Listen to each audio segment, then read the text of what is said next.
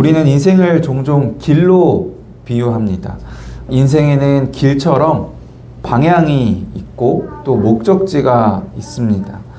우리 인생은 어떤 방향으로 나아가느냐가 매우 중요하고 결국 인생의 목적지가 어디인가가 우리 인생이 어떠한지를 결정하게 됩니다. 요즘 사회에 많은 문제들이 있는데요. 그 문제들의 근본적인 원인이 인생의 방향과 목적지가 중요하다는 사실을 잊어버리고 방향이 무엇인지 또 목적지가 무엇인지도 알지 못하고 방황하는 데 있지 않은가 싶습니다.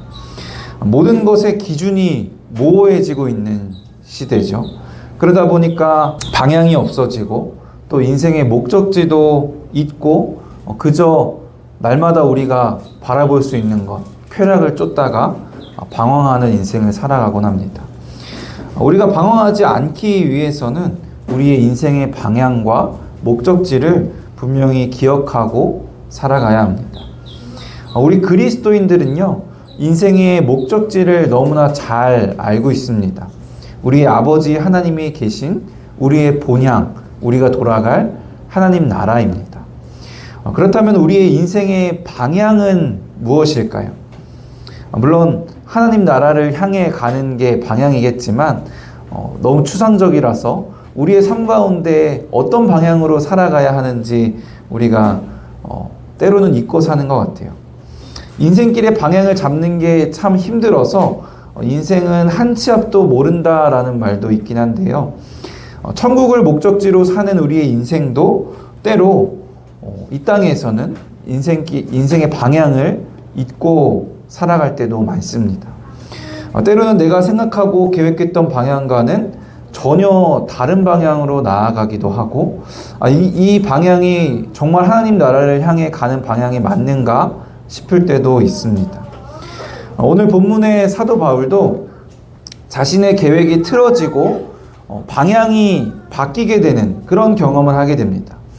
사도 바울의 두 번째 선교 여행 중에 있었던 일인데요. 먼저 사도 바울은 두 번째 선교 여행을 가면서 첫 번째 선교 여행 중에 세웠던 교회들을 방문하고 돌보고자 합니다. 그리고 이제 비두니아 지역을 방문하고자 합니다. 사진을 보시면요, 드로아라는 지역이 보이시나요?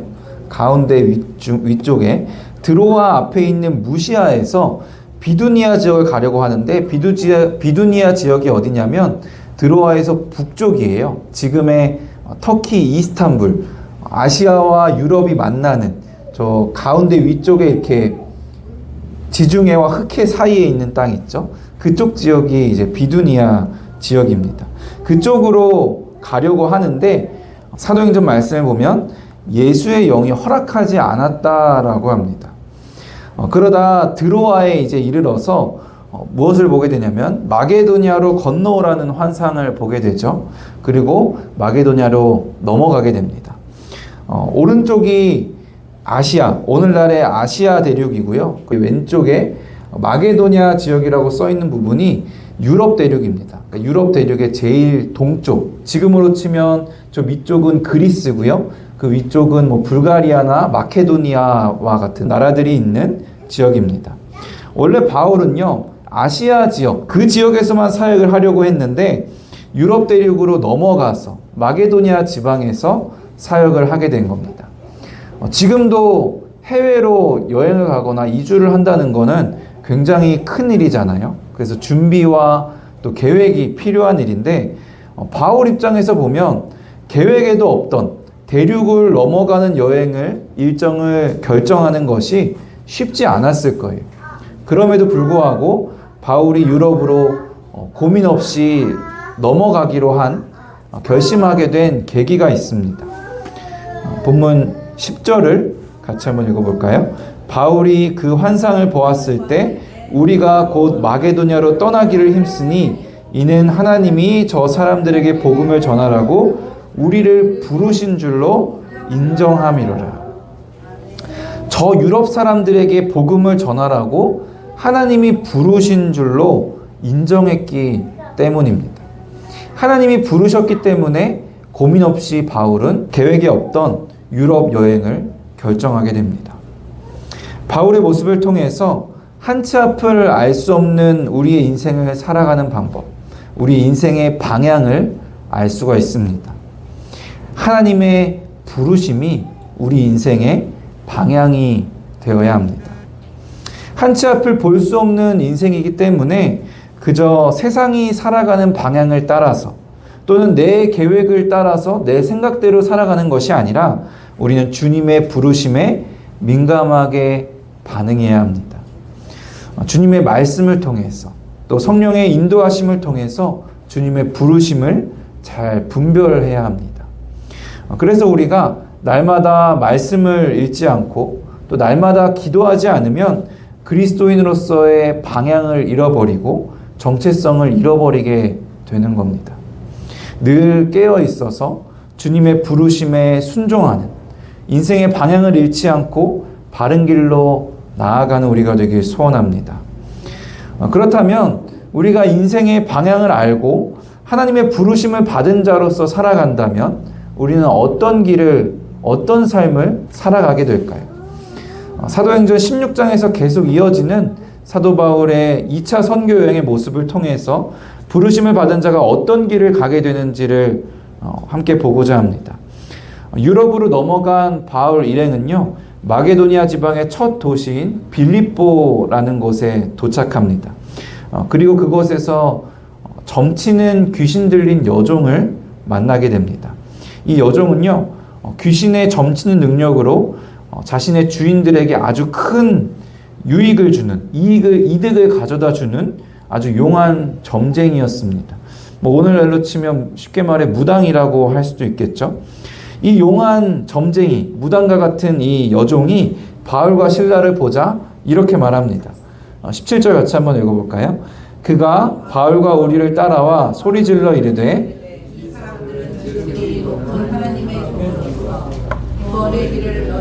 전하는 자라 하며, 바울과 실라를 굳이 따라와서 소리를 지르는데 18절을 보면요, 며칠 동안이나 따라와서 그렇게 소리 질렀다고 합니다. 그런데 이 점쟁이가 소리 지른 내용을 보면요, 결코 틀린 말이 아니에요. 바울과 실라가 지극히 높은 하나님의 종인 것도 사실이고요, 또 구원의 길을 사람들에게 전하는 자인 것도 사실입니다. 사람들은 오히려 바울과 실라를 알아보지 못하는데 오히려 이 귀신 들린 점쟁이가 바울과 실라를 제대로 알아보고 그들을 인정하고 있는 겁니다. 만약에 제가 바울과 실라의 입장이었다면 기분이 좋았을 것 같아요.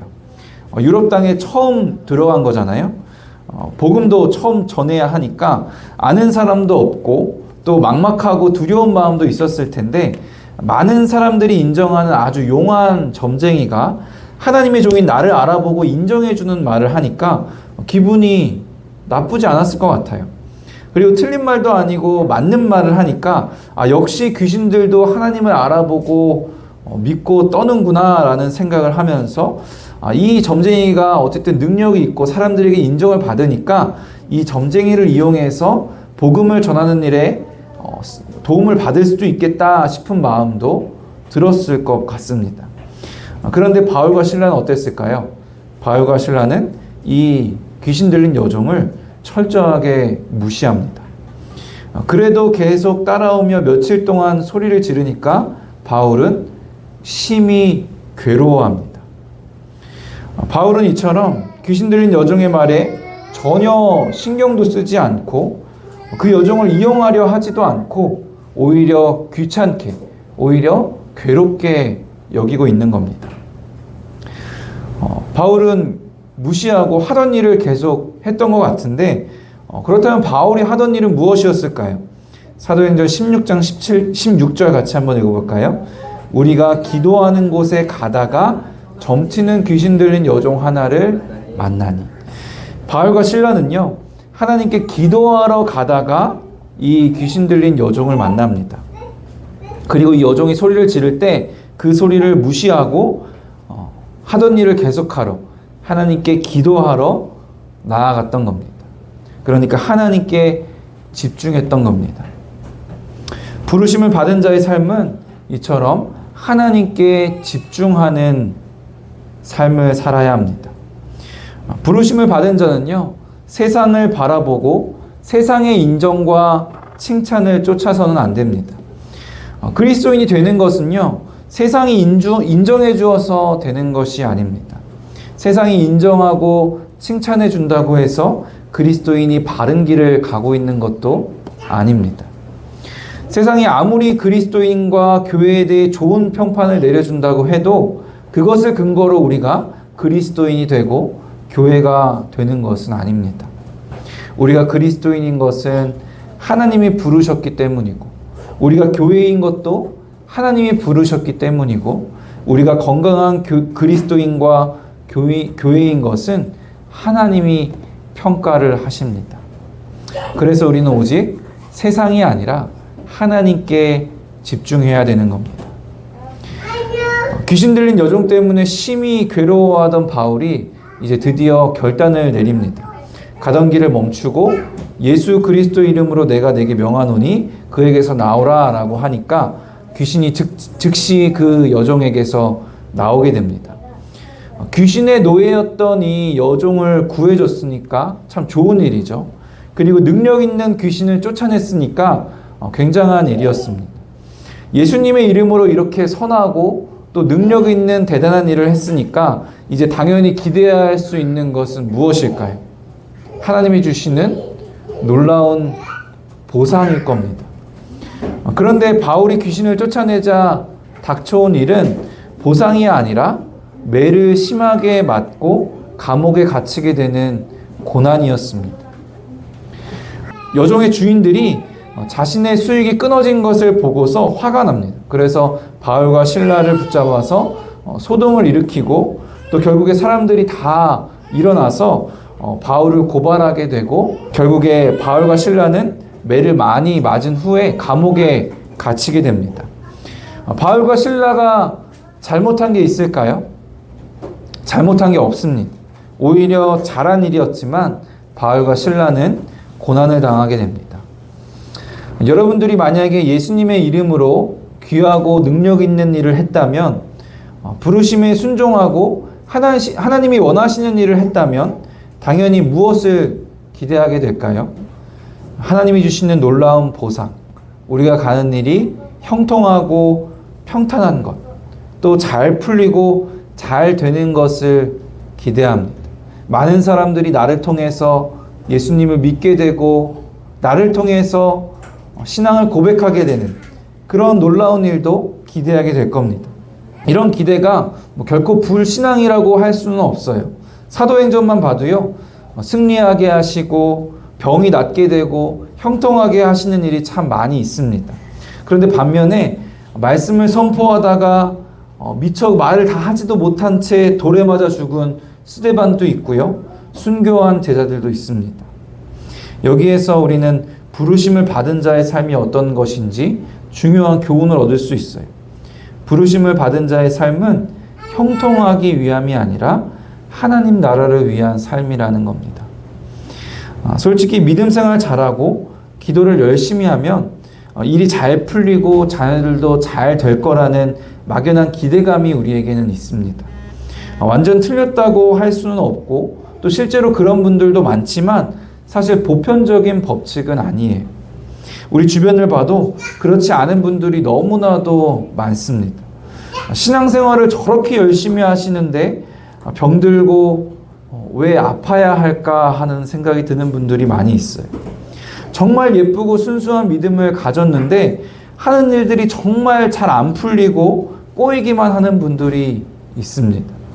정말 간절히 기도하셔서 저분은 좀 제발 기도 응답을 받고 아픈 게 나았으면 좋겠다 하는 분들도 있는데 낫지 않고 하나님이 데려가시는 분들도 참 많습니다. 부르심을 받은 자의 삶의 목적이 나의 형통이라면, 나의 유익이라면 시험 들고 좌절할 수밖에 없는 일들이지만, 부르심을 받은 자의 삶의 목적이 하나님 나라의 유익임을 깨닫는다면 우리는 이런 일들의 시험을 당하지 않고 고난이 와도 당황하지 않고 낙심하지 않고 이겨낼 수가 있습니다. 그러니까 우리가 이 땅에서 살아갈 때 두려움을 내려놓고 좀 담대해졌으면 좋겠어요. 어떤 고난이 와도, 내가 가난해질지라도, 내가 하는 일이 잘 안 풀릴지라도, 내가 아플지라도, 가장 두렵다는 죽음의 그림자가 나에게 다가올지라도 그것이 우리가 부르심을 받은 이유, 하나님 나라의 유익을 위한 것이라면 나의 죽음조차 유익이라고 담대하게 고백할 수 있기를 원합니다. 그렇게 부르심을 받은 자의 삶을 사는 우리를 하나님께서 끝까지 책임지셔서 우리의 인생의 모든 길이 합력하여 선을 이루고 영원한 생명이라는 상급을 약속하셨기 때문에 믿음으로 모든 것을 감당하는 우리가 되길 주님의 이름으로 축원합니다. 말은 참 쉬운데요. 실제로는 참 어려운 부르심을 받은 자의 삶, 하나님 나라를 위해 고난도 두려워하지 않고 감당하는 삶을 사는 모습을 우리는 사도행전 16장 25절에서 볼 수가 있습니다. 16장 25절 같이 한번 읽어볼까요? 한밤중에 바울과 실라가 기도하고 죄수들이 듣더라. 바울과 실라는 두들겨 맞고 발이 착고에 채워지고 감옥에 갇혔습니다. 그런데 그날 밤에 이 두들겨 맞은 상처가 채 아물기도 전에 어쩌면 피투성이가 되어 있을 그 상태로 기도하고 하나님을 찬송합니다. 저 같으면 참 억울해서 잘못한 것도 없는데 이렇게 얻어맞고 하나님의 부르심을 따라 이 유럽까지 왔는데 감옥에 갇히게 되니까 하나님께 울분을 토하며 따졌을 것 같은데, 아니면 매를 맞고 이제 기진맥진해져서 그저 쓰러져 있었을 것 같은데 바울과 실라는 기도하고 찬송합니다. 우리가 찬양했던 것처럼 부르신 그곳에서 어떤 상황일지라도 하나님을 예배하고 있는 겁니다. 여러분들은 이 모습을 어떻게 보십니까? 참 불쌍하다. 복음 전하는 삶은 저렇게 비참해야 되는 거구나. 굳이 저렇게 살아야 하는 건가? 만약 이런 생각이 우리에게 든다면 우리는 여전히 세상의 가치관을 벗어나지 못하고 세상과 동일한 눈으로 이 세상을 바라보고 있는 겁니다. 하나님의 가치관으로 이 상황을 바라보게 된다면 우리는 실패가 아니라, 비참함이 아니라 하나님의 승리와 하나님의 영광이 보이게 됩니다. 바울과 실라를 죽일 듯이 고발하며 소리치던 군중들의 소리가 잠잠해졌어요. 죄 없는 사람을 매질하고 옥에 가두며 권력을 휘두르던 사람들도 다 들어가고 잠잠해졌습니다. 그리고 그저 캄캄한 밤중에 바울과 실라의 기도 소리와 찬양 소리만이 사람들에게 들릴 뿐입니다. 한 신학자는 이 부분에 대해서 바울과 실라가 믿음으로, 기도와 찬양으로 이 세상을 영적으로 진압하고 있다고 해석했습니다. 여기에 부르심을 받은 자의 삶이 어떤 것인지 또 하나의 중요한 교훈이 있습니다. 부르심을 받은 자의 삶에는 승리가 있다는 겁니다. 세상은 얼마나 바쁘고 시끄러운지 모릅니다. 자기 이름을 드러내고 권력을 휘두르는 일들이 참 많습니다. 그러나 결국에는 이 세상이 캄캄해지고 조용해지고 잠잠해지고 오직 우리 성도들의 기도 소리, 성도들의 찬양 소리, 하나님의 영광만이 남을 것을 보여주고 있는 겁니다. 비록 부르심을 받은 자의 삶이 세상의 관점으로 보기에는 실패하는 것처럼 보일 수 있어도 승리가 우리에게 있음을 알고 우리는 승리를 선포해야 합니다.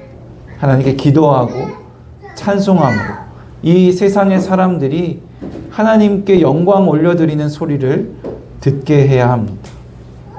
사랑하는 성도 여러분, 한치 앞을 알 수 없는 인생이기에 혹시 방황하고 있지는 않으십니까? 그저 세상이 가는 방향을 따라서 나의 계획대로 살아가고 있지는 않으십니까? 우리 인생의 방향은 하나님의 부르심입니다. 하나님이 부르시는 곳으로 우리는 순종함으로 나아가야 합니다. 하나님의 부르심을 받은 자는 세상의 인정과 세상의 말을 쫓지 않고 오직 하나님께 집중해야 합니다. 하나님의 부르심을 받은 자는 나의 형통이 아니라 하나님의 나라를 위한 삶을 살아야 합니다. 하나님의 부르심을 받은 자는 실패한 것 같으나 승리한 자입니다. 시끄러운 세상은 결국에 잠잠해지고 우리의 찬양만이 이 세상에 남을 줄로 믿습니다.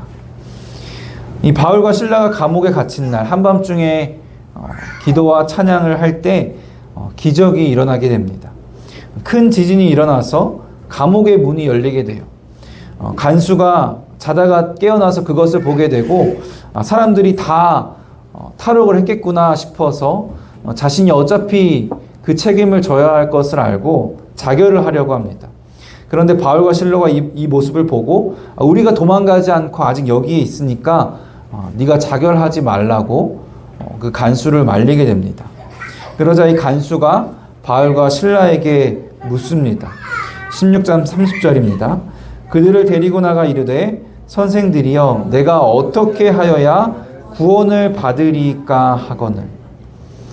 감옥에 갇힌 바울과 실라를 지키던 그 간수가 이제 오히려 감옥에 있던 바울과 실라에게 구원에 대해서 묻고 있는 겁니다. 그리고 그때 바울은 이 기회를 놓치지 않고 명확하게 복음을 전합니다. 이르되 주 예수를 믿으라. 그리하면 너와 내 집이 구원을 받으리라 하고 그와 온 집안이 하나님을 믿음으로 크게 기뻐하니라. 저는 이것이 지진으로 인해 감옥문이 열린 것보다 훨씬 더 큰 기적이라고 생각합니다. 하나님은 우리를 복음을 전하는 자로 부르셨기 때문에 복음을 전하고 우리를 통해서 이 사람들이, 이 세상이 예수님을 영접하게 되는 것, 그것이 우리가 경험할 수 있는 가장 큰 기적이라고 생각합니다. 그리고 이 모습이 이 시대에 우리가 해야 하는 복음을 전하는 자의 사명의 모습을 아주 잘 보여준다고 생각해요. 우리가 부르심을 받은 자로서 삶을 살아갈 때, 거룩한 성도의 모습으로 살아갈 때 우리가 굳이 복음을 막 애써 그들의 귀에 전하려고 하지 않더라도 세상이 먼저 우리에게 구원이 무엇인지를 묻는 때가 올 거라 믿습니다. 그리고 그때 우리가 그 기회를 놓치지 않고 복음을 전해야 할 줄로 믿습니다. 우리가 그리스도인다운 모습, 하나님의 부르심을 받은 자다운 모습으로 하나님께 집중하고 하나님 나라를 위해 살아가고 승리를 믿고 하나님을 찬양할 때 세상이 우리에게 구원을 묻고 세상이 우리를 통해 주님을 믿게 될 줄로 믿습니다. 우리 한 사람 한 사람의 인생을 통해서 우리 한 사람 한 사람의 부르심을 받은 자의 모습을 통해서 또 우리 교회를 통해서 이러한 역사가 일어나기를 하나님 나라의 유익이 있기를 주님의 이름으로 간절히 축원합니다.